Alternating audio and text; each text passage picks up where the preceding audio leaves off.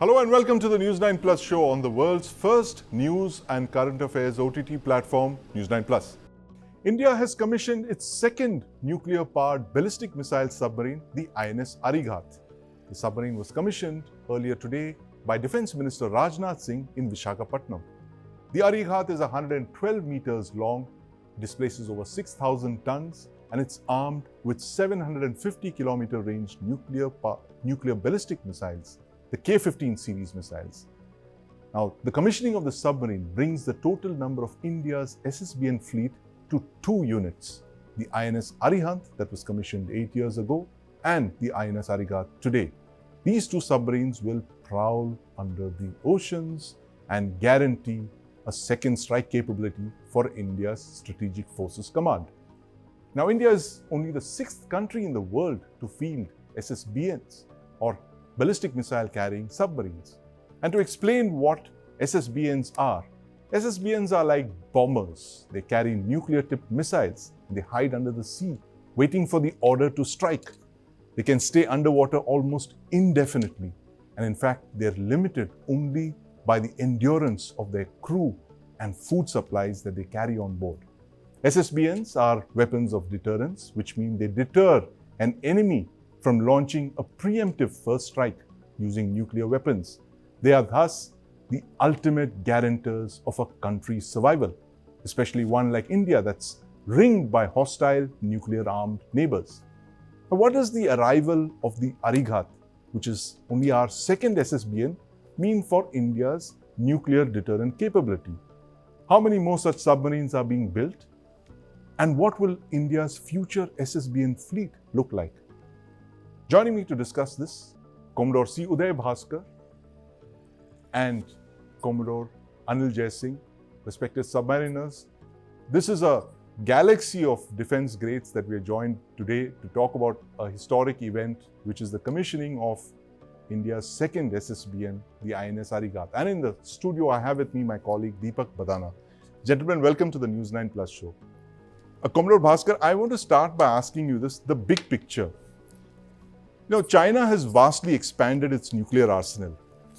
The US says that China has over 500 active nuclear weapons, and it could have a stockpile of something like 1,500 nuclear weapons by 2035. And China is, it's going to have something like 1,000 such weapons on a high readiness level. What does this mean for India's nuclear posture? And where do SSBNs like the Arihant and the Arighats, which is the follower of the Arihant, where do they fit into this nuclear readiness posture for India's Strategic Forces Command? China is now acquiring nuclear weapons and its own strategic capability in the manner that you have outlined. It has a direct relevance for India's nuclear capability and India's nuclear posture. So to that extent, the commissioning of the second boat, the Arighat, would enhance or add a certain degree of robustness to India's nuclear posture and the NFU, which is the doctrinal commitment that India has. As you are aware, India's nuclear doctrine is based on what is called as no first use, meaning that any potential adversary of India would think many times before embarking on such a suicidal path, which is to use a nuclear weapon against India. Now, in the event this absolutely apocalyptic kind of exigency does occur, India must have what is called as the second strike capability. And as you pointed out in your opening remarks, an SSBN, that is a submarine with nuclear propulsion, which also carries ballistic missiles which are nuclear tipped, are the ultimate guarantors of a nation's survival. So these 2 submarines in the current case, the current instance, they are very nascent, enhance India's credibility of second strike and thereby give a certain degree of robustness to India's NFU, that is the no first use. But let me add, Sandeep, that these are very preliminary steps. Right. with a missile which has a range of 750 kilometers, as has been mentioned, this does not qualify for a ballistic missile range Right. in the traditional sense of the term. For that, you have to cross 3,000 kilometers, Yes. and that is a work in progress. So my own observation now is this is an important step, but let us not overinterpret Right. the efficacy of India's second strike capability at this stage. It is a work in progress. Work in progress indeed. Admiral Sushil, I'm going to go to Commodore Anil Jai Singh. Commodore Singh, welcome to the News9 Plus show. I'm going to ask you this about the complexity of building nuclear submarines. 40 years, only 2 nuclear boats. That's a long time, a work in progress, as Commodore Uday Bhaskar mentioned, but that's a long time, 4 decades and only 2 submarines, just 2 more in the pipeline, after which this program ends and possibly a new program begins. Explain to us, explain to our viewers why nuclear submarines are so complex to build. Why have so few countries been able to perfect SSBNs? I think the SSBN capability is something very unique, and that is why it's restricted to only 6 nations at the moment. Firstly, of course, is it's only going to be developed by a country which thinks it needs such a capability. It is not everybody's cup of tea. Yes. India is looking to play in the big league. We want to be on the top table. It's a critical requirement to be on the top table. All the 5 permanent members of the United Nations Security Council have this very, very potent deterrence capability of their own. Plus, of course, the offensive element that such a submarine brings into the strategic domain. So from that perspective, India for a long time, I think right from the 60s, was very clear that we do at whatever point of time, we do want this capability. Yes. Obviously, developing a capability like this is an uphill task. It's technologically complicated. It's a technology nobody shares with anybody else. Right. So you have to go about it all on your own. And when we look at 40 years as a number, it seems alarmingly long. Right. But if you see the way the program has progressed over the years, I don't think it is that long, because when Arihant more or less matured as a submarine, we should take that as the timeline for saying that we could make our own SSBNs. Right. Subsequent SSBNs obviously are complex platforms. I'm sure there are improvements. Arighaat must be an improved version of the Arihant. The next 2 will be further improved. They'll be larger. They'll be catered for a better weapon. Yes. They'll have more capabilities on board. The reactor may be slightly different. I don't know what the specifics are, but I would think that anything coming ahead would be a little more advanced. So obviously, all these things take time to mature. Secondly, as Admiral Sushil did make a mention before he went off the air, the reactor itself is a very complex piece of machinery. Yes. Just to set up a civilian nuclear capability takes long enough and is challenging enough. Yes. Here you're trying to miniaturize that reactor, put it on a steel cylinder, which is going to be operating for months underwater. Yes. And you have to ensure that it's absolutely foolproof. You cannot afford to have a nuclear accident at sea. Yes. That crew is constantly exposed to a reactor on board a submarine for months on end. Right. So when you take all these factors into consideration, and a submarine is a very complex platform by itself. If you go inside one, you realize it's a maze of pipes, valves, systems. Yes. So even a system that is proven in a lab or is proven on a shore facility, once it goes on board and then installed, it brings with it a whole new set of complications. Temperature, shock, vibration, environment, the layout of pipelines. Certain places, because the pipeline is laid in a particular way, you're not getting the desired pressure. Right. Leak. Right. All kinds of things. And you have to start tackling each one individually. Sometimes it could happen that you can't even find out why the defect is happening. You don't know where it's originating from. So you have to literally strip things apart, put them back again. Yes. Before you confidently say that, yes, this submarine is now ready to go to sea. Like I said, the first time SSBN goes to sea, you have to be sure that it's not going to end up with any sort of untoward incident happening on board. Absolutely, as there have been several such accidents across the... Now, very complicated indeed, yes. Yeah, if you, just to add one more line, if you were to take any country's SSBN programs, yes, countries have been building SSBN now for 60, 70 years. The US has been building it ever since World War II got over. Right. Even when they introduce a new class of submarine, it takes 10 to 15 years, 18 years for it to fully mature into an operational program which can be deployed. You see how long the Barracuda took, the French Barracuda. You see how long even SSNs have taken, forget about the SSBNs. Right. And they've all gone way over cost. They've gone way over time. Yes. So it is a very complex, they say a SSBN is more complicated than a spaceship. So absolutely. And bottom line is that we've had to do it all by ourselves. We didn't have anyone supporting us in the program. Nobody shared technology with us. We have our constraints of budgets, we have our constraints of resources. Despite that, if we've done it, well, full marks to industry, technology, the Navy, and everybody who's been sort of part of this program. Absolutely. It's a technological breakthrough. And, while we do admit that it's a small submarine, it fires short-range missiles, and it's a baby boomer, in fact. It's called that because of the size of the boat. But I want to ask Commodore Uday Bhaskar this question that he made earlier. The point that you made, Commodore Bhaskar, the fact that it's only when we possibly can fire missiles from the Bay of Bengal that we can actually have, lay claim to the fact that we've achieved a second strike capability. Tell us why this is so important and why the Bay of Bengal? Well, two reasons, Sandeep. And before I get there, can I do a 30-second? I want to add a point to what AJ has just said. Sir. Yes. India's accomplishment, both the Arihant and today the Arighat, have to be seen in a larger geopolitical and techno-strategic context, which is that after 1974, when India carried out the peaceful nuclear explosion when Mrs. Indira Gandhi was the Prime Minister, we were placed under very severe technology sanctions, denial regime. Not a screwdriver, not a pin could be imported by India. It's against this backdrop of being ostracized that the Indian technical community, whether it is the atomic energy, the BARC, the Navy, the submarine builders, whoever, and India's private sector, the small scale sector, they all came on board, did the extra mile, and it's against this backdrop that I repeatedly say that India's accomplishment needs to be appreciated because of these factors. That having been said, now to your point about the Bay of Bengal, this is a limitation, meaning if you have a missile whose range is below 1,000 kilometers, as is the current case, then your adversaries and the kind of targets that you are trying to acquire. What is deterrence?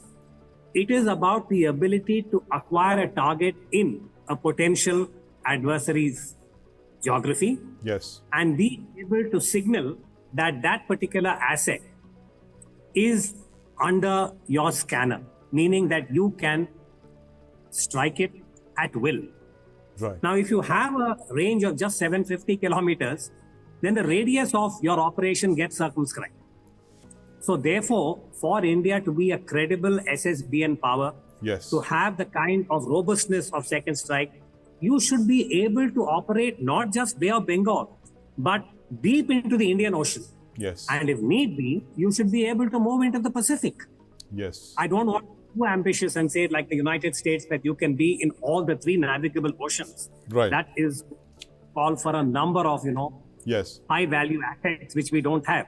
But you have to be able to operate in the Indian Ocean in a manner that you cannot be detected. And if there is an operational compulsion, you must be able to move into the Pacific. So therefore, the endurance of your reactor, as also the range of the missile, and its own technical characteristics and the size of the warhead. What kind of ordnance, nuclear ordnance, would you be able to deliver? And let's remember, Sandeep, this might be of interest to you because given your own deep water table. Today, the most advanced submarines in the world, American and former Soviet, Russian, Delta V and so on, they have ranges of 7,500 kilometers. They can fire a missile from underwater. They can pick up a target with an accuracy of 100 meters. That is extraordinary. So that is the big league. That's the big league, India will absolutely. have to make baby steps. And then it can project robust NFU and assured second strike. Absolutely. And my thanks very much, Commodore Uday Bhaskar, for that very, very enlightening observations on why we really need long legs for our SSBNs, and that indeed is the plan, but it's very far in the future. The S5 series of boats that we understand are building now, but they wouldn't be fielded until the 2030s at the very earliest. But my colleague Deepak Bhadana is here in the studio with me, and Deepak has been writing on submarines as well, specifically the Project 75 India, which are tactical boats, they're conventional submarines. He has a question to ask of Commodore Anil Jai Singh. Deepak. Good afternoon, sir. To begin with, let me, admit my genuine pleasure at this achievement. And as you just stated, the next submarine, the Arighat, is surely going to be far more potent. Yeah. But it does present a confusing scenario, as it were. India's produced 2 and is on its way to produce a 3rd SSBN, yet we've not been able to produce, at least effectively, indigenous, conventional submarines. So, could you shed light on this subject, sir? Commodore Singh, this question is about why India, despite having fielded SSBNs, we have built our 2nd SSBN, we're building 2 more, we've not been able to crack the conventional boat, puzzle so far. Why is it a country that's built 6,000-ton SSBNs has not been able to crack the 1,500 or 2,000-ton conventional boat? No, it seems a little ironical that, that a country that can build an SSBN is unable to indigenously design and build a SSK. We built SSKs, but obviously with a foreign design. But I think that is again a very complex question, because the SSBN program was on a different plane, it was on a different level, it was being looked at in a very different perspective. Yes. It was an area where we knew we are not going to get any technology. Whereas if you look at the conventional submarine program, foreign support was available. We have tried to build up our indigenous capability by making in India, may not be still designing in India, and I think the next step is going to be that. If I understand correctly, the 75I program is very clear about the depth of the transfer of technology that is being insisted upon. It's not just manufacturing technology. We built 2 submarines in 92 and 94, the Shalki and the Shankul. And perhaps had that program continued, we would have been today in a position to be able to design and build our own conventional submarines as well. Absolutely. Notwithstanding that, well, for whatever reasons, we missed the boat then, but we must be very clear that we're not going to miss the boat now. Absolutely. So, I think there is a lot of progress happening in the design. I read a newspaper article a couple of days ago about how DRDO is now collaborating with the shipyards and the Navy to develop a indigenous SSK design. Valuable cues will be available from the designs we have picked up. We will be able to pick up the areas which we think we are not so strong in, pick up those cues from those designs, and be able to design our own. So I think it's all like that. Commodore Bhaskar said, not only the SSBN program, even our SSK program and the future SSN program will be a work in progress till we reach a certain degree of maturity. Absolutely. After which we'll be an established builder of submarines, like many countries who've been doing this for the last 70, 80, more than 100 years, many of them.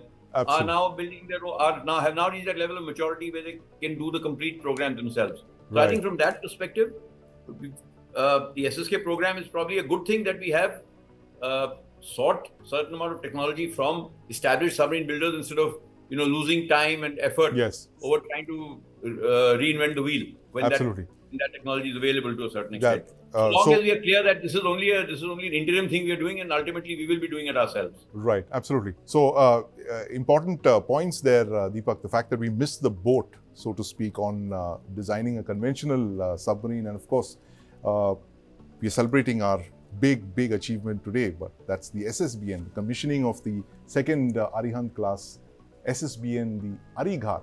And of course, as our esteemed panelists have just told us, these are still baby steps. It's a very significant first step, but these are still baby steps. There are many years to go before India can truly field a credible second strike capability of the kind that the big boys in the SSBN club have. Thank you very much for joining us, Commodore Uday Bhaskar, Commodore Singh, and my colleague Deepak Bhadana in the studio here with me. In July, 3 IAS aspirants drowned after rainwater flooded the library of Rao's IAS Study Circle basement. This coaching center in Delhi, where they were going to study and taking classes for the entrance test, is not the first tragedy related to a coaching center. Just as coaching institutions have sprung up throughout India, there have been tragic deaths of students in some of these centers due to electrocution, fire, weak building constructions, etc. Yet the students and parents continue to send their children to study in these illegal and often cramped centers. The contrast? There are public libraries where everyone can go and read books from around the world at nominal cost, and yet we seem to have forgotten these public libraries. There's a conundrum here. There's a scarcity on the one hand, and there's public sector libraries that are going to seed. So why are the students literally being forced to go to these crowded and cramped private libraries when the city is full of these pocket-friendly public libraries? Joining me to discuss this are Vinay Sai. He's an IAS aspirant studying in one such cramped library. Anubha Srivastav Sahai, educationist. And in the studio is my colleague, Lakshana Gulati.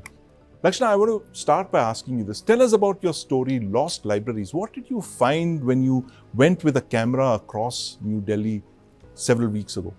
Right, sir. So the main incentive for doing this story was to understand, like you said, we have a conundrum. Yes. On one side, we have cramped, mostly illegal, like private libraries basements that are functioning with barely minimum facilities, right?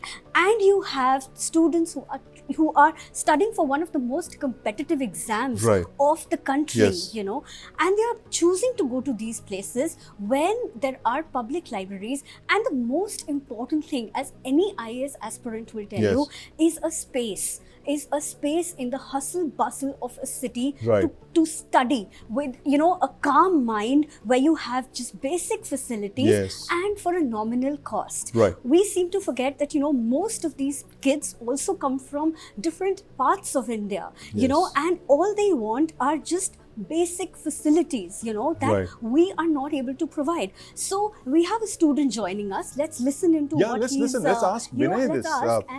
Vinay, where are you from, Vinay? And how long have you been in Delhi? And how exactly do you go about your daily routine of studying for the IAS? Sir, actually, I'm from Andhra Pradesh. And it's been 1 year since I came to Delhi. And I'm preparing for civil service examination here. And I'm taking coaching. Right. So explain to us, why you go to these libraries, these cramped places. What is it that you really need when you're preparing for the civil services? Do you need a comfortable space? Do you need a quiet space? We're trying to understand why civil services aspirants are going to these cramped libraries of the kind that we saw last month, where 3 students lost their lives. Explain to us what you're really looking for when you go to a library. Sir, when we come to here, most of the aspirants used to stay in PGs and rooms, and they want to study their subject with their friends, and that family atmosphere and that aspirants atmosphere, sir. So that's why we choose to study at libraries only. Otherwise, it is boring to study in the rooms and other places. So that's why we choose to study in libraries, and that libraries are underground libraries, sir. And daily we go to there and we used to study, but after that incident got happened, everything is changed here, sir. Everything is shut. We are told, as Lakshana has just told us, that the fact that all these so-called libraries, which are basically basements that have been converted into study centers, they're all been shut. So how are you going about your daily study, curriculum? How do you study? Where do you study now? Yes, sir. Before that tragic incident got happened, we used to study in underground libraries only, sir. When that incident got happened, that all the underground libraries are shown and the libraries are available now, they got increased their prices. They are charging more money.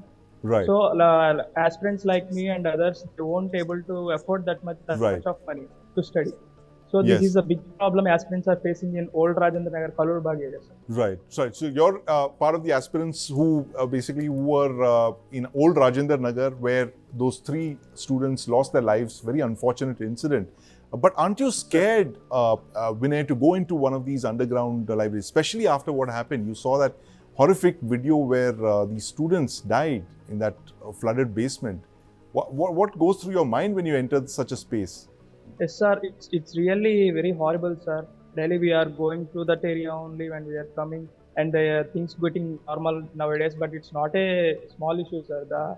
Even that death scares me as more, sir. And people are very and recently the old Rajendra and Karol Bagh aspirants are getting to leave, sir. They are leaving this area because of this incident what happened. They are leaving this area. They're leaving this area, and I'm going to ask Anubha Srivastav this. Ma'am, you've just heard from Lakshana, who covered that story on how public libraries are literally going to seal, and you heard what Vinay had to say, that he has no option but to study in these underground basements, which are nothing but basements that are converted into so-called libraries. There's a conundrum here. You have, on the one hand, you have these large public libraries that are literally going to seal because nobody really goes to them.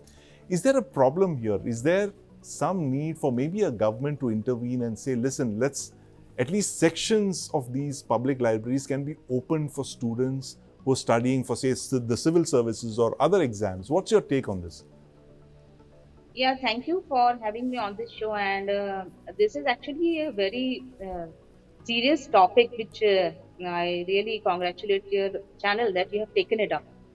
Because see, whatever has happened in Delhi, government has taken action. Yes. But as far as children are concerned, as far as students are concerned, they all are not bothered that where the students will go and study now. All this happened because the permission which was being given, all these libraries were functioning illegally, and that all the government officials and these coaching institutes were hand in glove. So the students are suffering today. Had it been like if they would have implemented the guidelines properly, now the government has come up with regulation to regulate coaching institute after so many follow-ups. They've been following up, and other educationists also have been following up that let there be a proper regulation to regulate these coaching institutes. Now the government has come up. But where will these students go? Government, definitely I would appeal and request the government to kindly make some arrangement, temporary arrangement at least for these students, so that they can go and study properly, be it UPSC or any entrance, any other exam. If government is not providing proper infrastructure, or if they are having some rules in place, like in basement also, they can relax the rules as far as the libraries are concerned, but there has to be a check and balance. Maybe every quarter or every month, the authorities must visit all these libraries and keep an eye on these libraries. They are following the norms or not. What government can do, my appeal to the government is that provide some temporary provision to all these students who are studying, because they are studying hard for the entrance exam. There might be some other exams also. So that the students will be relaxed, they will get a place, proper place, be it a public library which in place, or maybe the existing libraries in basement. Basement, if they can give permission, they can relax the laws which are in place to these coaching institutes. If they can relax some kind of regulation, they can bring in. Yeah, thanks, ma'am. I'm just going to ask my colleague Lakshana on this. Lakshana, so you went across Delhi, you saw all the public libraries that are really going to seed. How many libraries did you visit, and what did you see in all of them?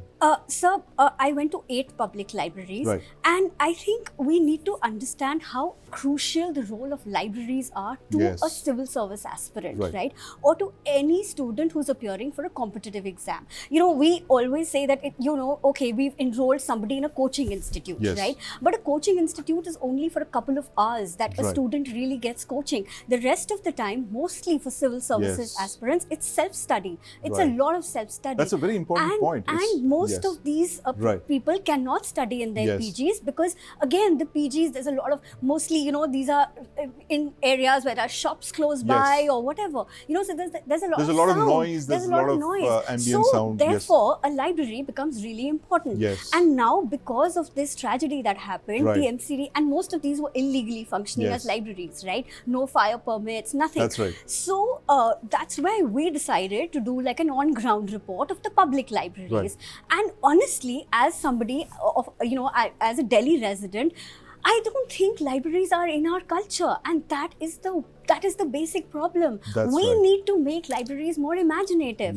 I reached out to most of these libraries were in a very sad state. Now, for instance, we have a heritage of amazing libraries. We have a library in Old Delhi that is a heritage passed down from us from the British, right? We have, you should have seen the books over there, moth-eaten, dusty covers. That's not what libraries are. And these are central. Like when I reached out to Professor Dinesh Singh, who was the former Vice Chancellor of Delhi University, I reached out to another academic based in America. And libraries are what build knowledge economies. That's the hallmark of a nation's progress, right?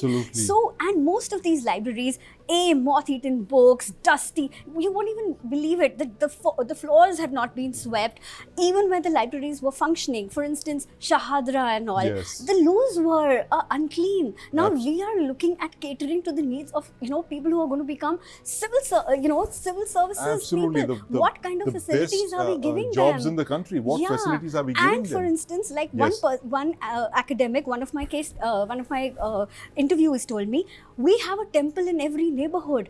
What about a temple for learning? We Yes. seem to have forgotten that. We seem to have forgotten our temples of learning. And let's ask Vinay this. Vinay, when you start your day, and you're putting in 10, 12 hours of study every single day to crack the civil services, what exactly are you looking for in a study space? What do you really need?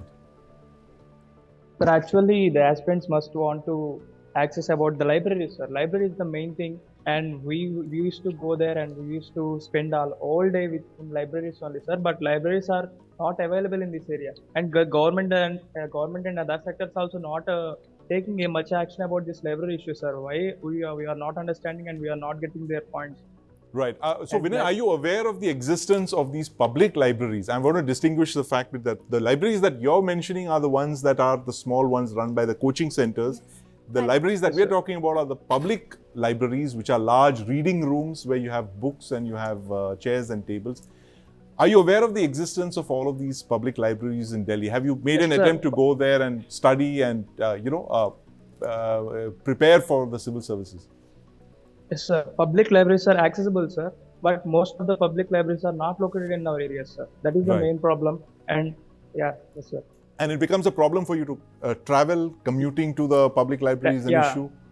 Yes, sir. Exactly. Right. And as Lakshana Also, mentioned, sir, yes. And I asked students this when I went on my ground report as Yes. well. The one thing, now Mukherjee Nagar and Old Rajendra Nagar are hubs of UPSC, Yes. preparation, right? Most of the students, like Vinay said, it's too far to travel. Now we have to understand that these are as it is students, most of them coming Right. from outside Delhi, Yes. right? Financial resources are a constraint. Yes. They are already, PGs are charging exorbitant amounts. They are enrolling for very expensive private coaching. Yes. Right? Apart from that, there is tiffin service, there is, all of That's right, that, yeah. right? So priority is then, why should it be that a student has to reach out to the library? Right. Imagination, and that's what, Professor Dinesh Singh also told me, that when he was the Vice Chancellor, Yes. there used to be a bus library service. Now Right. imagine if there was a bus library service that would take students like Vinay from one Aspirants. place to another. Absolutely, yes. They won't have to, it would not be a problem. Right. And Lakshana, I think you've hit the nail on the head here. The problem is not so much about the lack of facilities or the awareness about those facilities. It's a lack of imagination. Exactly. And that seems to be the problem when you're talking of, great objectives like creating a knowledge economy. Pillars of that knowledge economy, our human resources, are unable to utilize the existing spaces because of that gap in imagination that lasts. And this is something that we're going to be following. We're very passionate about this topic. Lakshana has done this fantastic story called Lost Libraries. You can catch it on the News9 Plus app. And I Download think we and need watch to it. have the Yes. call for action for more, bus services We need to be, to have more such, retained and brought back again. And, You've got your idea for the second story to this, Lakshana, right away. Episode 2 of Lost Libraries. But thank you very much for joining us, Vinay. We wish you all the very best in your quest for entering the civil services. Anubha Srivastav, ma'am, thank you for joining us. And my colleague, Lakshana Gulati, brought this great story from the heart of Delhi. Delhi's lost libraries, the conundrum that exists when civil services aspirants have no place to go because those flooded libraries, those basements are shut. And on the other hand, you have these public libraries literally falling apart.